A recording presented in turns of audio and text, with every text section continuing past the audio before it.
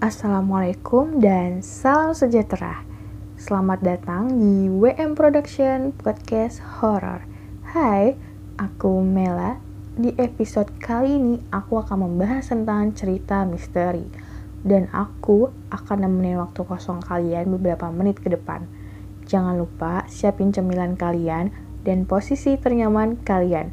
Oh iya, yang perlu kalian tahu, mendengarkan cerita seperti ini akan memanggil mereka.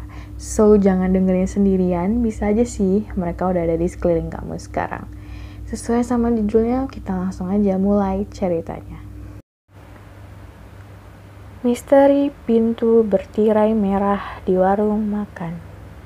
Setelah lulus SMA di Sumatera, Rina memutuskan untuk merantau ke Jakarta dengan harap mengubah nasib menjadi lebih baik. Menurutnya, sekadar pekerjaan menjadi pelayan di sebuah resto pun tidak masalah, karena jika dibandingkan UMR-nya lebih besar di Jakarta daripada wilayahnya dahulu. Di Jakarta, ia hanya sendiri, karena memang tidak mempunyai sanak keluarga yang bekerja di sini. Sebenarnya, saat ingin pergi jauh dari rumah, sang ibu sempat tidak mengizinkan karena dia anak perempuan dan tidak ada kenalan di kota. Namun, karena kegigihan Rina menjelaskan jika semua pasti aman dan tuntutan ia sebagai tulang punggung keluarga, akhirnya ibunya memberi restu. Saat ini ia sedang berdiri di depan sebuah kontrakan kecil daerah pinggiran Jakarta yang sudah ia survei sebelumnya lewat internet. Kemudian Rina meletakkan satu koper dan kardus yang ia bawa saat itu di depan kontrakan tersebut. Ia diam memperhatikan rumah dan mencoba meyakinkan diri jika semua akan baik-baik aja. Sebenarnya satu hal yang meyakinkan Rina untuk pindah ke Jakarta karena ia mendapatkan kabar diterima pekerjaan di salah satu restoran ternama ibu kota. Gajinya pun terbilang cukup besar, bahkan melebihi UMR Jakarta saat itu. Setelah membereskan segala sesuatunya, ia mencoba untuk keluar dan berkenalan dengan tetangga sekitar. Di samping kontrakannya terlihat wanita yang seumuran dengan Rina, mengajak untuk mengobrol dan bertanya-tanya apa yang dilakukan Rina ke depannya. Lantas, Rina menyebut jika ia sudah mendapat pekerjaan di sebuah restoran terkenal.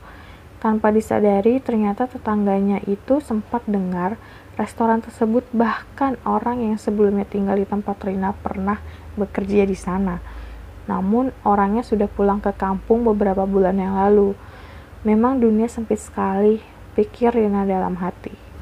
Keesokan harinya, ia tiba di tempat kerjanya untuk berbicara dengan bos tentang peraturan selama bekerja dan apa saja tugas Rina di sana. Satu persatu yang paling diingat Rina saat itu bosnya bilang seperti ini. Ruangan yang tertutup itu jangan sekali-sekali ada yang masuk, apapun alasannya, ucapnya.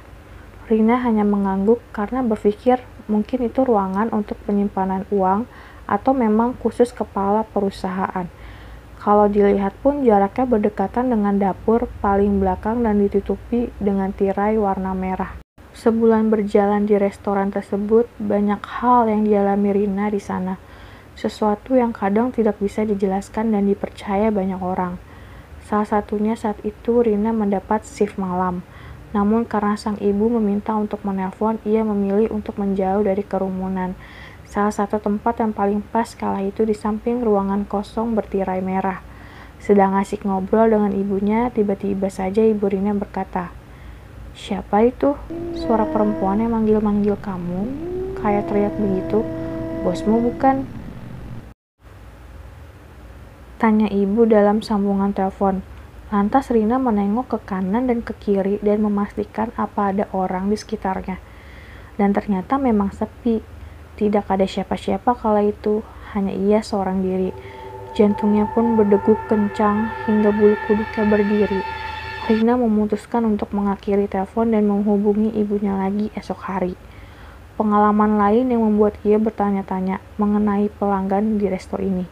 Banyak sekali rumor yang beredar perihal kelezatan yang hanya dirasakan saat makan di tempat, tetapi saat dibawa pulang rasanya berbeda menjadi hambar dan basi. Tak sekali, dua kali, tapi rumor itu sudah sering terdengar bahkan keluar dari tetangganya sendiri yang saat itu menitip untuk dibawakan. Kira-kira begini ucapannya. Kemarin aku ke restomu, itu bakso terenak yang pernah aku makan. Tapi kemarin kamu bawa rasanya hambar dan seperti sudah basi, tidak enak lah, ucapnya. Padahal Rina ingat sekali bahwa bakso yang tetangganya makan ini baru saja dia masak. Dan dari resto ke kontrakan jaraknya tidak terlalu jauh. Namun pikiran seperti apa makanan itu diguna-guna pakai pesugihan langsung ditepis dari kepala Rina. Karena ia tidak percaya dengan hal-hal gaib seperti itu. Kejadian lain yang ia alami saat ada orang tua yang membawa anaknya makan di sini. Tiba-tiba sang anak berbicara dengan lirih. Saat itu pas sekali Rina sedang membersihkan meja kotor di samping anak itu. Si anak berkata jika ada kakak wajah seram yang sedang mengeluarkan air liurnya di semangkok bakso yang sedang dihidangkan. Saat mendengar hal itu, Rina buru-buru melihat ke arah yang ditunjuk tetapi tidak ada apa-apa. Di sana hanya terlihat pelanggan yang sedang lahap memakan hidangannya. Namun kejadian hari ini yang paling membuat Rina berpikir jika benar apa yang dikatakan orang-orang di luar sana. Saat ia ingin mengeluarkan sampah keluar, tak sengaja melihat si bos membawa rokok kelobot, kopi hitam, bunga setaman, satu ayam utuh beserta menyan yang diletakkan dalam satu nampan anyaman berwarna coklat. Bosnya membawa benda itu ke dalam ruangan bertirai merah. Saat dibuka, Rina dibuat sangat terkejut hingga terdiam dengan mulut yang terbuka. Karena di sana ada sosok wanita dengan pakaian berwarna putih kusam, rambut panjang dan kaki melayang. Lebih parahnya wanita tersebut bertubuh tinggi sampai rambutnya menyentuh dinding atap.